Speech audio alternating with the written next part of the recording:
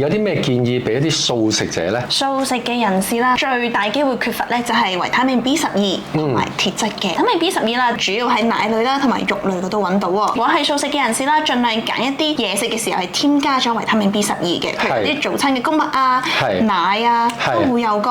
譬如係一杯250毫升添加咗維他命 B12嘅豆奶啦，其實就已經有1毫克嘅 B12啦。咁大概係我哋每一日身體所需嘅一半㗎啦。同埋咧喺素食者入邊咧，你有啲咩建議令到佢哋會食得你營養均衡啲咧？我亦都聽過坊間有啲講話啊，你又唔使記得咁複雜嘅，總之記住每日食夠5個顏色嘅嘢。咁你又覺得有冇道理咧？哦，其實都係㗎，因為唔同顏色嘅嘢食咧都會有佢唔同嘅營養嘅，即係最緊要就係食嘢要多元化一啲。係啦，譬如係鐵質咁樣啦，係啦，其實有好多嘅蔬菜，譬如係菠菜啊、西蘭花啊呢啲都有嘅，但係我哋都要配合翻一啲維他命 C 豐富嘅嘢食，譬如可能係三色椒啊、苦瓜啊、番茄啊呢啲，咁樣咧先至會令到佢個鐵質嘅吸收就會提高咯。哦，所以 C 係好緊要㗎。